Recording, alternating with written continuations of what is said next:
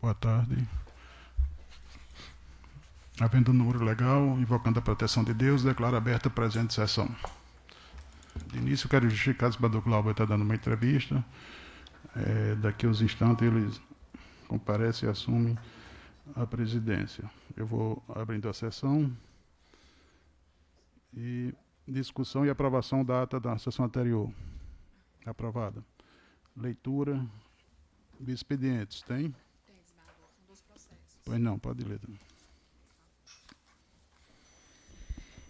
Nos termos da resolução 23458 do Tribunal Superior Eleitoral, artigo 45, parágrafo 3º, passo a apregoar os seguintes processos de registro de candidatura. Embaixo de declaração de registro de candidatura 310-63, da relatoria do juiz federal Glauber Alves, embargantes Alexandre Feitosa da Silva e Renova RN 2. Advogado Caio Vitor Ribeiro Barbosa e outros. Segundo processo, embaixo de declaração número 315-85, da relatoria também do juiz federal Glauber Alves, embargantes Carlos Alexandre da Silva Pereira e Renova RN 2, advogado Caio Vitor Ribeiro Barbosa e outros. Somente estes, desembargador presidente. Pois não. Indicações, proposições. Alguém tem? Doutor André?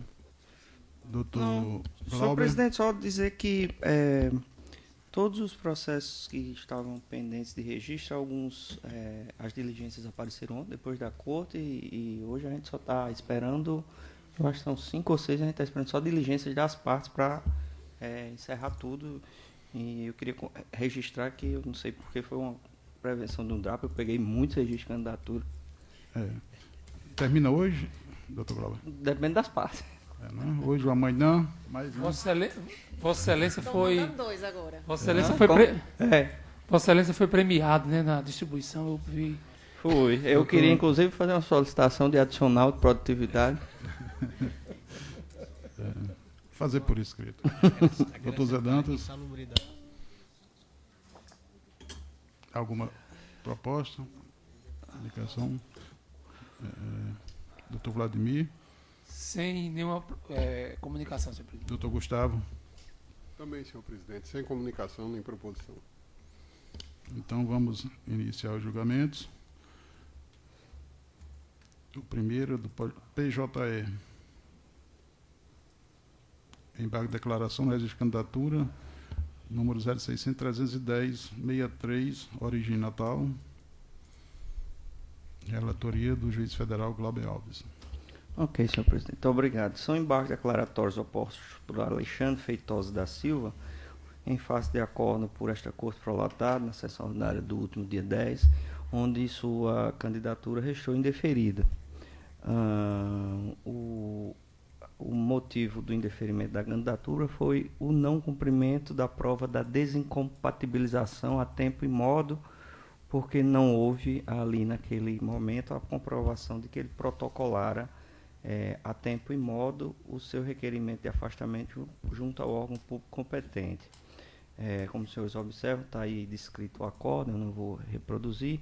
Nas razões ora apresentadas, ele aduz que o acordo deixou de analisar a norma, deixou de analisar de forma detida o documento que indica que demonstraria o recebimento do pedido de afastamento pela chefia imediata em 4 de julho de 2018, portanto, tempestivamente, e também que a jurisprudência do TSE e deste regional admita a juntada de novos documentos em sede de embargo de declaração com o objetivo de firmar dúvidas quanto ao registro.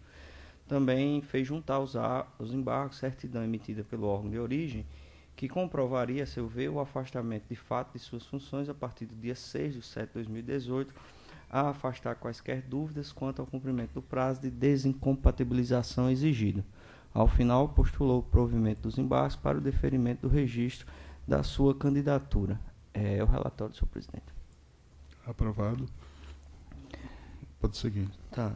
Senhor presidente, a previsão dos embargos é no artigo 275 do Código Eleitoral, combinado com o artigo 1022. Eu destaco que a decisão ela não sofre nenhum dos vícios de integração pelos quais se bate a parte embargante.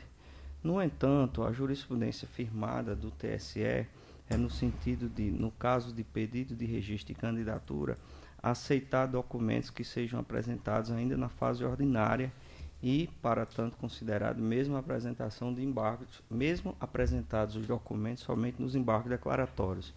Eu faço essa ressalva específica com relação ao processo de registro de candidatura, porque essa Corte tem entendimento em outros processos de que não é possível a juntada de documentos em embargos ou em qualquer outro momento, salvo, evidentemente, se forem documentos supervenientes.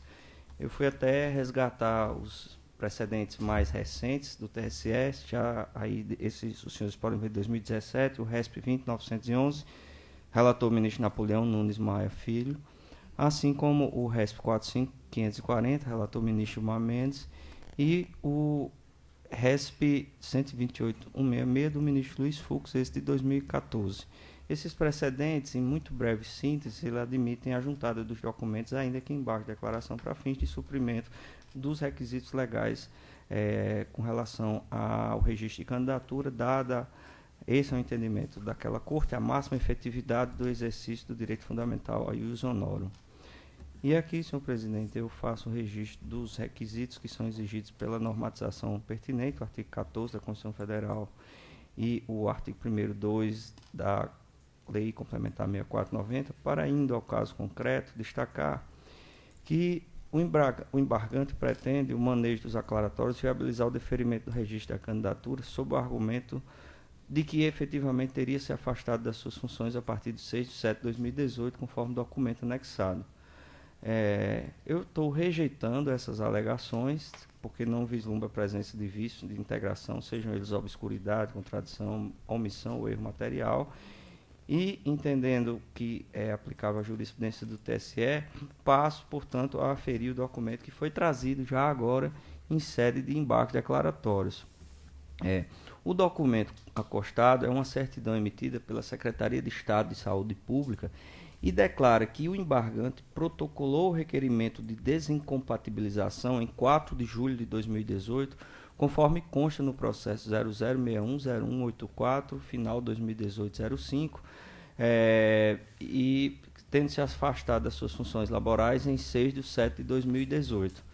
Daí porque demonstrado o efetivo afastamento das funções do cargo dentro do prazo legal, até 7 de setembro de 2018, de onde evidenciada desincompatibilização nos termos do artigo 1º, 2, 1, combinado com o 6º da LC 6490, a ensejar o deferimento do pedido de registro de candidatura.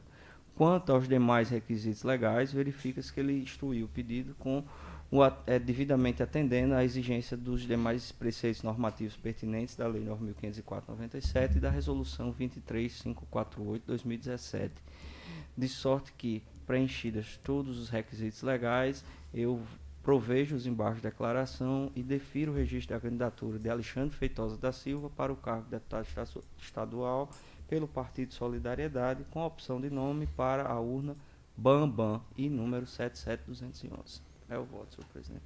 Doutor André, como vota?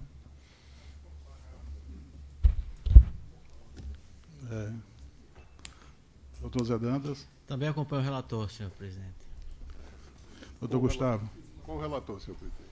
Doutor Vladimir? Presidente, eu vou acompanhar o relator e vou fazer só um esclarecimento. Na oportunidade do julgamento em que foi indeferido o registro da candidatura, eu observei que constava do parecer da Procuradoria uma informação e fui aferi-la e cheguei à mesma conclusão, no sentido de que não existia no sistema de protocolo do governo do Estado nenhuma informação de requerimento tramitando relativa a esse pedido de afastamento do servidor que se pretendia candidato. Só que, posteriormente, isso, quando eu estava julgando um processo de minha relatoria, eu percebi que, na verdade, a Secretaria de Saúde não está utilizando mais o sistema de protocolo do Estado. Eles estão utilizando um sistema próprio, agora chamado SEIS, Sistema Eletrônico de Informações, que, inclusive, no documento que ela apresentou primitivamente, tem um número imenso que não corresponde ao formato do número do protocolo do governo do Estado, justamente porque a Secretaria de Saúde utiliza um sistema próprio. E daí a notícia de que não havia, no sistema do protocolo do governo do Estado, nenhum pedido do servidor, como de fato não há, já que está no sistema próprio da Secretaria de Saúde, e que agora foi complementada a informação com essa certidão, declaração trazida pelo candidato. Então, com esse esclarecimento do porquê a gente não tem encontrado a informação quando realizou a pesquisa anteriormente, eu acompanho o relator. Pois não. Então, a unanimidade, nós temos do voto do relator. Acórdão publicado em sessão. Na sequência, o número 2, também do PJ, embargo de declaração, não existe candidatura, número 060 03 15 85. Procedência Natal. Relatoria do Juiz Federal Glauber Alves. Ok, senhor presidente, obrigado. Aqui também são embargos declaratórios, opostos no caso por caso Alexandre da Silva Pereira, em face igualmente de acordo deste colegiado, no qual, em sessão de 10 de setembro de 2018, indeferiu o registro da candidatura do embargante nos seguintes termos. A ementa está descrita aí. Também a situação de ausência de comprovação da desincompatibilização dentro do prazo legal. Ele invoca em seu socorro que o acordo deixou também de analisar as provas que acredita comprovar um afastamento no prazo legal, e seria esse um afastamento imediato pela chefia já em 4 de julho de 2018. Invoca também em seu socorro a jurisprudência do TSE e deste regional, que admite a juntada de 9 documentos em sede de declaratórios, com o objetivo de infirmar dúvidas quanto ao registro, e juntou a certidão emitida pelo órgão de origem, que comprova, a seu ver, o afastamento de fato das funções a partir de 6 de julho de 2018, a seu ver, explanando qualquer dúvida sobre o direito à candidatura. Pede o provimento dos embargos para o deferimento do registro da candidatura. É o relatório, senhor presidente.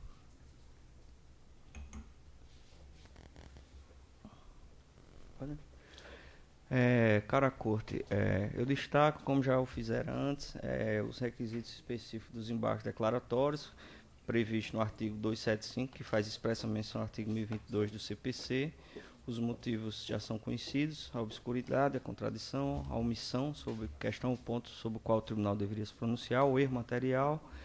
E destaco aqui num ponto, peço até a correção disso aqui, que ficou constando como se fosse um inciso do artigo 1022, na verdade é o tópico específico.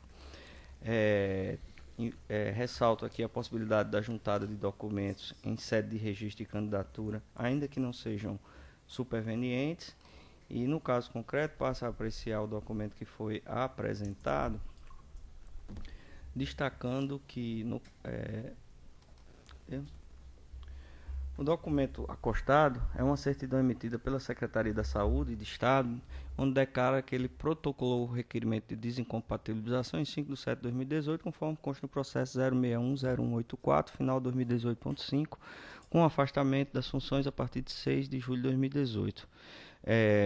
Ainda que o ato de afastamento apresentado, e essa é uma situação um pouco distinta do caso anterior, ainda que o ato de afastamento apresentado anteriormente tenha concedido a licença com efeitos a partir de 10 de julho de 2018, demonstrado no caso concreto o afastamento fático das funções dentro do prazo legal, que é até 7 de julho de 2018, de onde tem-se por evidenciada a devida desincompatibilização nos termos do artigo 1º, 2 e 6 da LC 6490 e da jurisprudência eleitoral. Da mesma forma, uma vez superado e vencido essa deficiência que até então existia, os demais requisitos estão presentes. Eu estou, nada obstante, ausente dos requisitos do artigo 1022, mas com base na jurisprudência que admite a juntada de prova, ainda que não seja superveniente, provendo os declaratórios e deferindo o registro de candidatura de Carlos Alexandre da Silva Pereira para o cargo de deputado estadual pelo Partido Verde, com opção de nome para a urna de Carlos Alexandre. É o voto, senhor presidente. Doutor André, como vota? Doutor José Dantas? Com o relator, senhor presidente. Doutor Gustavo? Com o relator, senhor presidente. Doutor Vladimir? Com o relator, senhor presidente. Então, a unanimidade nos termos do voto do relator, acórdão publicado em sessão. O desembargador Glauber ainda continua dando entrevista, esclarecimento a respeito do funcionamento da Justiça Eleitoral, e a sua ausência está justificada. Vamos dar prosseguimento. Na sequência, o recurso eleitoral 8967-2017, origem em Porto do Mangue. Relator, juiz federal, Francisco Glauber Pessoa Alves. Ok, senhor presidente, obrigado. Trata-se de recurso eleitoral interposto pelo Diretório Municipal do Partido Socialista Brasileiro, PSB, em Porto do Mangue, Rio Grande do Norte, contra a sentença proferida pelo juízo da 32ª Zona Eleitoral, que julgou desaprovadas as contas da agremiação relativas às eleições de 2016. O magistrado de primeiro grau, acompanhando o parecer do órgão técnico e do Ministério Público Eleitoral, desaprovou a prestação de contas com base nas seguintes falhas: a ausência de identificação do doador originário de doação estimável em dinheiro recebida de candidato. 2. Registro de recurso estimável em dinheiro, assessoria jurídica, em valor abaixo do praticado no mercado. Folhas 47 e 48. Em suas razões, o partido suscitou preliminar de nulidade da sentença, alegando ausência de fundamentação a infringir os artigos 93, 9 da Constituição Federal e 458(2) do CPC. No mérito, a caso vencida preliminar, destacou que o serviço jurídico prestado estaria em consonância com os valores praticados na região. 2. Em face da irrelevância da falha, poderiam ser aplicados aos casos os princípios da proporcionalidade e da razoabilidade. Ao final, pugnou pela reforma da decisão para aprovação das contas de campanha. Com vista dos autos, a Procuradoria Regional Eleitoral optou pelo não acolhimento da preliminar e, no mérito, pelo desprovimento do recurso. Folhas 67 e 80. É o relatório, senhor presidente. Algum esclarecimento? Então, aprovado o relatório. Pode seguir com o voto de mérito. Senhor presidente, a necessidade de fundamentação das decisões emitidas pelo Poder Judiciário encontra assento constitucional, conforme se verifica no artigo 93, 9 da Constituição Federal, que destaca o fundamento do reforço de fundamentação de todas as decisões sob pena de nulidade. Essa obrigatoriedade de motivação foi reforçada recentemente pelo Código de Processo Civil vigente, que realçou vários nortes do que seriam os elementos essenciais da sentença, no artigo 1º do artigo 489, e os contornos que caracterizariam a decisão não fundamentada. Eu peço venha a Corte para não repeti-lo, porque se trata de texto de lei, e vou direto ao caso concreto. Chamo a atenção da Corte para o item 8 a 11 dos votos, e destaco: sustenta a agremiação que, abre aspas, a sentença ora combatida não traz sequer um fundamento referente aos motivos instigadores da sua desaprovação. Vício este que, segundo aduz, acarreta a sua nulidade. Analisando a sentença, ao contrário do alegado no recurso, verifica-se que o deciso encontra-se revestido dos requisitos essenciais estabelecidos pela legislação vigente, apresentando relatório, fundamentos decisórios e parte dispositiva, o que o torna apto a surtir seus jurídicos e legais efeitos. Da leitura da peça recursal, averigo, inclusive, que o recorrente procura desconstituir em suas razões justamente as bases que serviram de fundamento ao ato decisório de primeiro grau. Desse modo, o vício apontado é inexistente, uma vez que estão presentes os elementos essenciais da sentença estabelecidos pelo artigo 489 do CPC, bem assim o artigo 93, inciso 9 da Constituição Federal, de onde é o caso de rejeição da preliminar suscitada, senhor presidente. Sigo eu no mérito e destaco sobre os pressupostos normativos do que é a doação de recursos entre partidos e candidatos e as opções de doação mediante estimação em dinheiro ou financeira. Essa previsão possibilita, no artigo 19, parágrafo 2º da resolução TSE, a realização de doações ou cessões de uso de bens próprios ou serviços estimáveis em dinheiros, nos termos aí indicados, que eu peço licença à Corte para não citar, e avança a resolução 23463, no artigo 23, sobre a possibilidade de doação de recursos captados para a campanha eleitoral entre partidos e candidatos, estabelecendo a obrigatoriedade de cumprimento de algumas formalidades a seguir delineadas. A sujeição a limites, a identificação do CNPJ, e da leitura do parágrafo 3º do artigo 23, nas doações indiretas realizadas entre partidos e candidatos, há necessidade de identificação do doador originário pelo CPF ou CNPJ. Este regional, em recente julgamento, entendeu extensível às doações estimáveis entre partidos e candidatos a exigência de identificação do doador originário, conforme se verifica do julgado abaixo. Esse é o julgado do recurso eleitoral 9744. A emenda, o processo está destacado aí, a transcrição. Eu chamo a atenção só para isso que está sublinhado. O relator foi o desembargador Ibanez Monteiro, no sentido de que a omissão do doador originário no recibo impede a fiscalização da origem dos recursos pela Justiça Eleitoral, caracterizando a irregularidade de natureza grave. Nesse julgado, o relator, no que acompanhado por essa corte, em sua totalidade de membros, consignou os pressupostos e a necessidade de observância dessa identificação do doador, mesmo no caso das doações estimáveis, doações indiretas. No mesmo sentido, eu transcrevo aí recurso do Tribunal, jurisprudência do Tribunal Superior Eleitoral, no RESP 1748, dígito 40, do ministro Luiz Fux, com publicação em 27 de setembro de 2016. Avançando um pouco no voto, eu trato da questão do serviço de consultoria prestado a campanhas eleitorais, previsto no artigo 29 da resolução TSE, e sobre a possibilidade dessa sua utilização nas campanhas.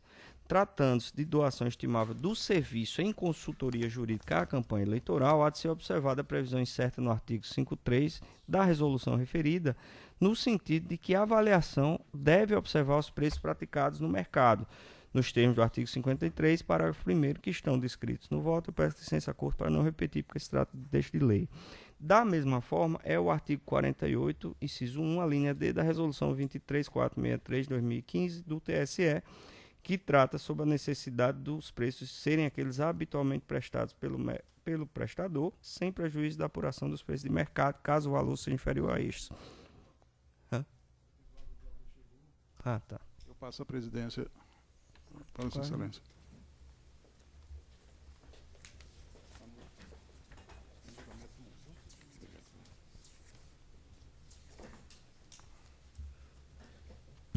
Obrigado, desembargador Cornélio. Eu devolvo a palavra ao doutor Glauber Alves. Ok, senhor presidente.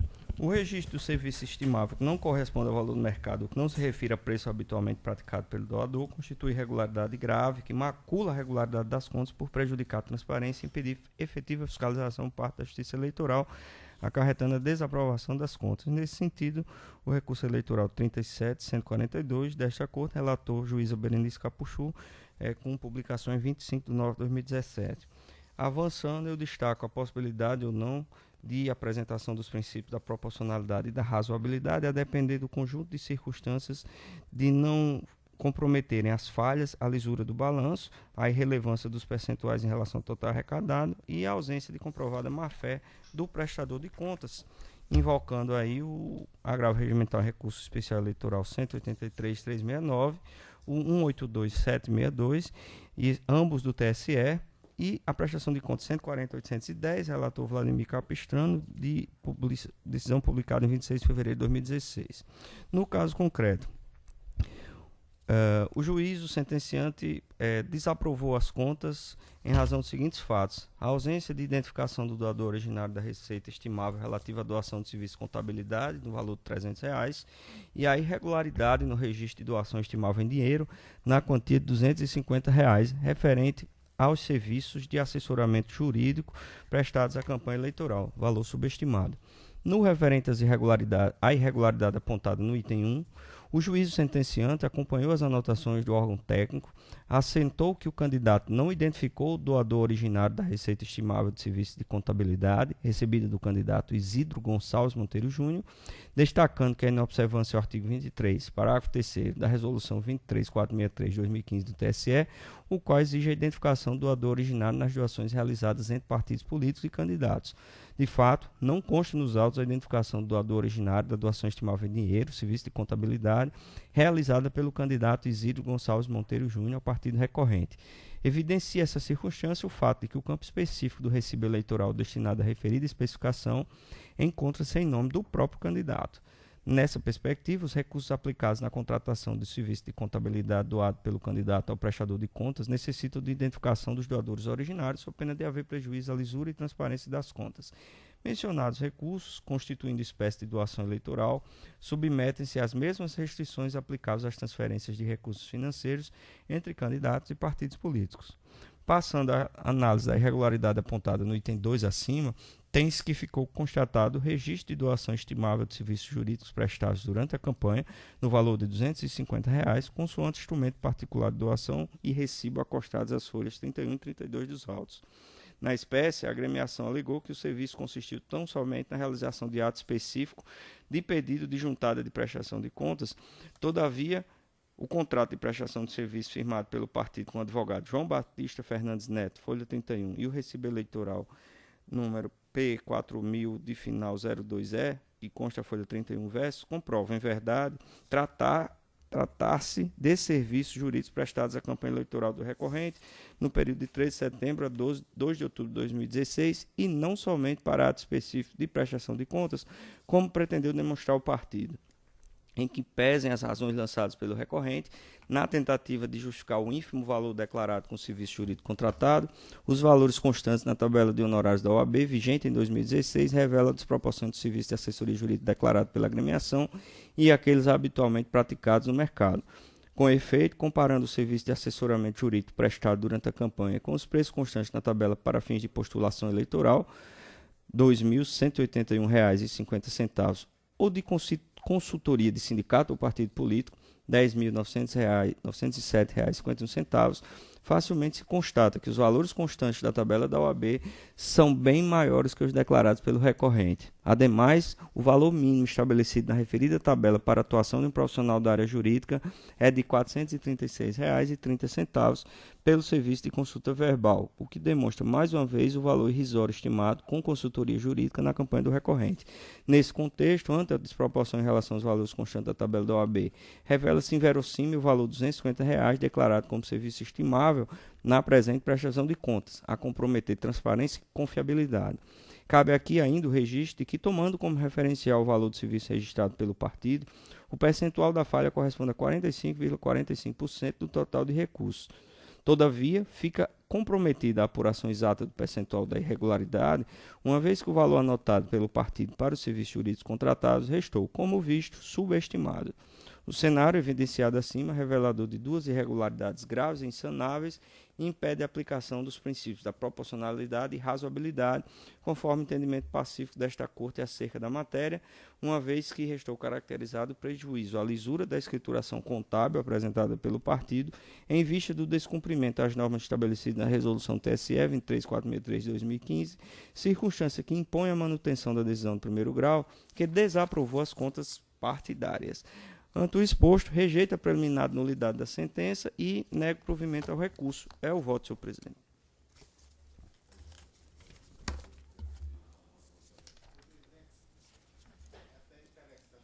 Da identificação do doador de doações estimadas em dinheiro, que hoje eu concluí um processo na vara, que um cidadão teve uma assinatura falsificada num termo de contrato de doação de um carro, e esta doação extrapolou aos limites da legislação. Foi aberto um inquérito policial, foi feita uma busca e apreensão na casa dele, e no final das contas ele sequer assinou o termo de contrato. Foi feito um inquérito com perícia grafotécnica e se constatou que ele não assinou aquele termo de doação. Veja a que ponto se chega a alguns específicos candidatos.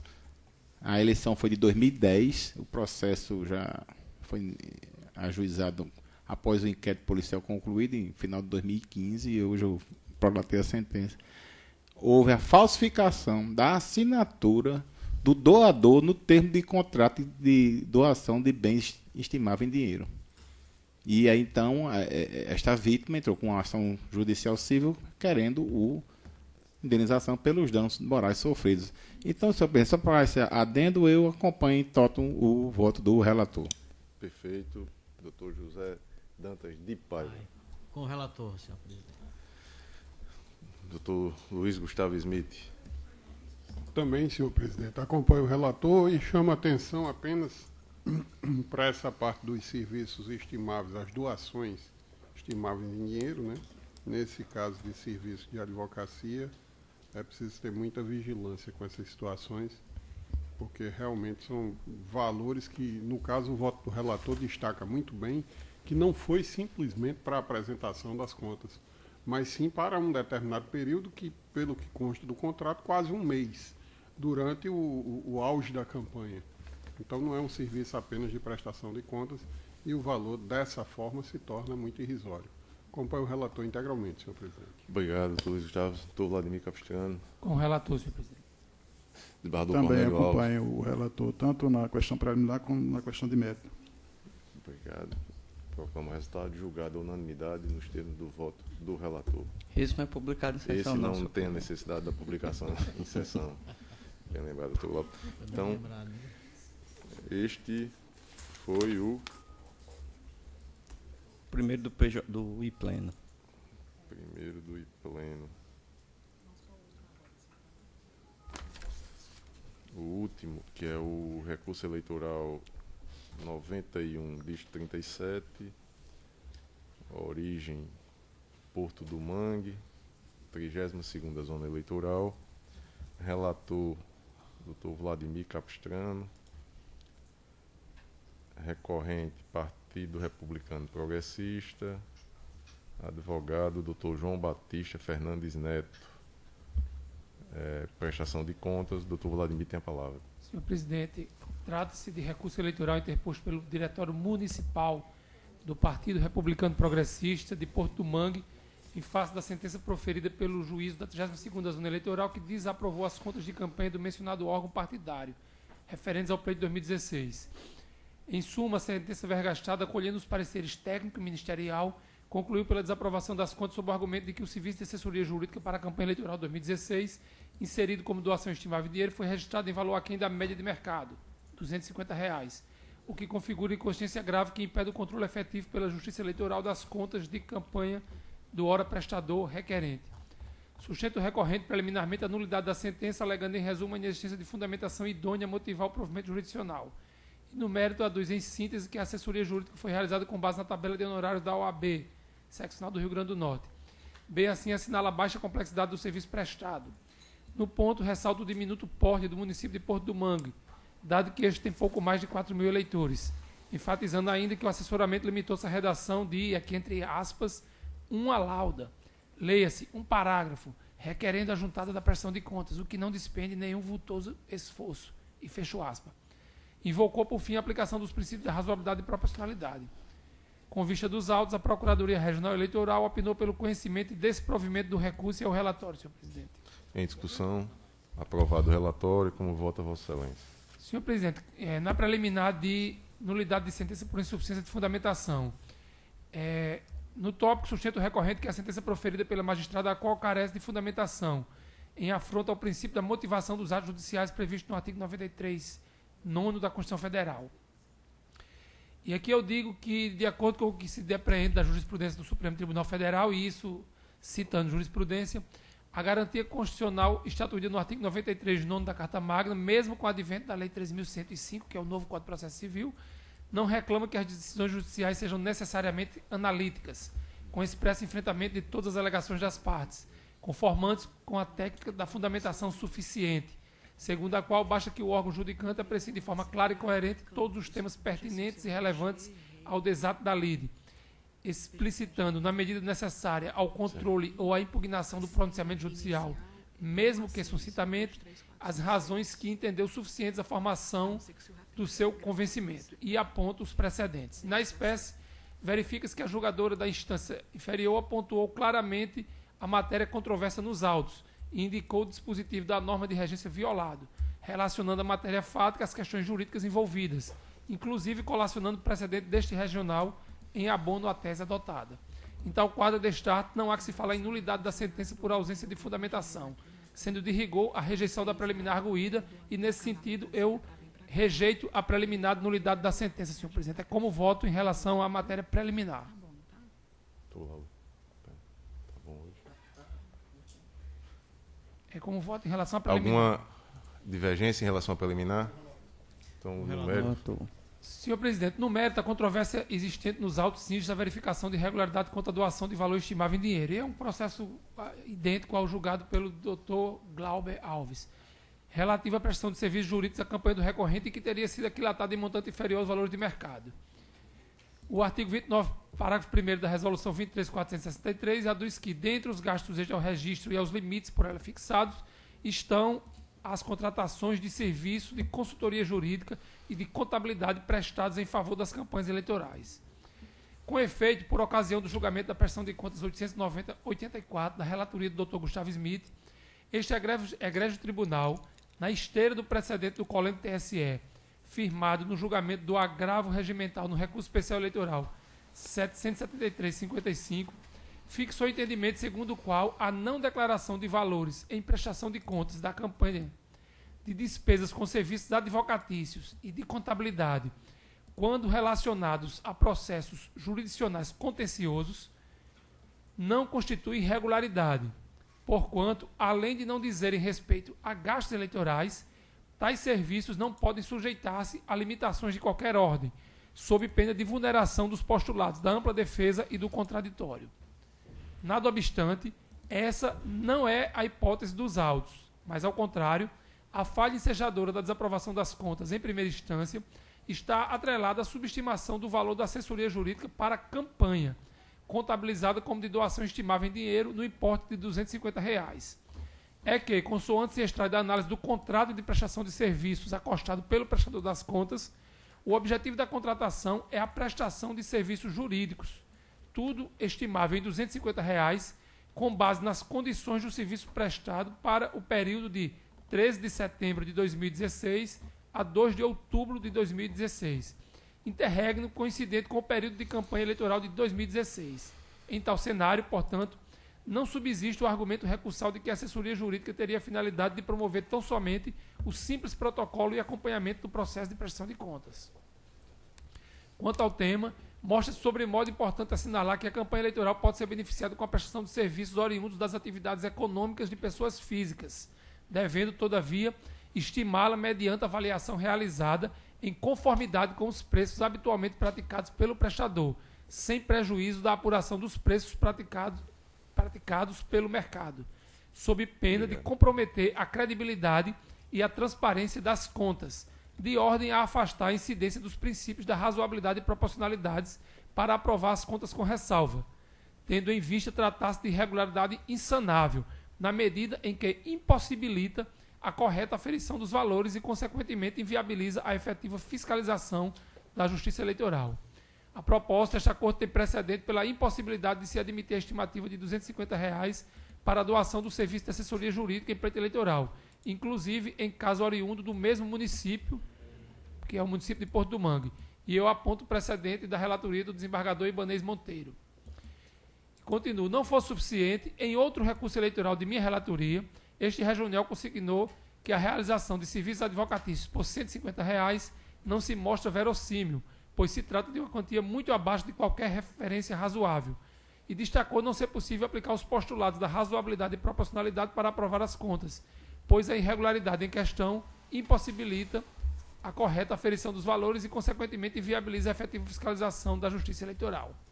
Pelo exposto, evidencia-se que a falha constatada compromete a regularidade das contas prestadas, razão pela qual, nos termos do artigo 68, terceiro, da Resolução 23.463, imperiosa sua desaprovação, com a consequente manutenção da decisão vergastada na presente via recursal.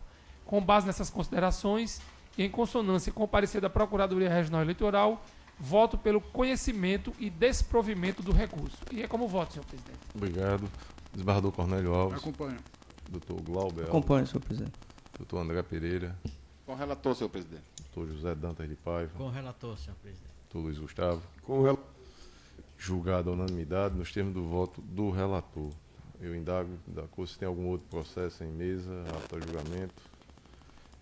Sim, Encerro a pauta judicial. Na pauta administrativa não existe processo.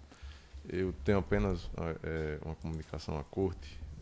No dia de amanhã, a partir das 8 horas, no COGE, será feito o carregamento do cartão de memória, né? E no período da tarde terá início o carregamento das urnas, o abastecimento das urnas com as informações dos registros de candidaturas. Me foi passado por Dr. Marcos Maia, que teremos 8 candidatos a governador, a senador são 14, deputado federal são 105 e deputado estadual 290. Então são 436 candidatos que terão seu registro nas urnas eletrônicas que serão abastecidas a partir do dia de amanhã. E a programação, depois de realizada aqui em Natal, Parnamirim, Macaíba, as demais zonas do interior, programado para que tudo aconteça até o dia 29 de setembro.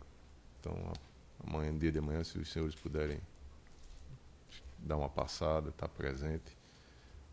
Também representantes dos partidos políticos que tenham interesse.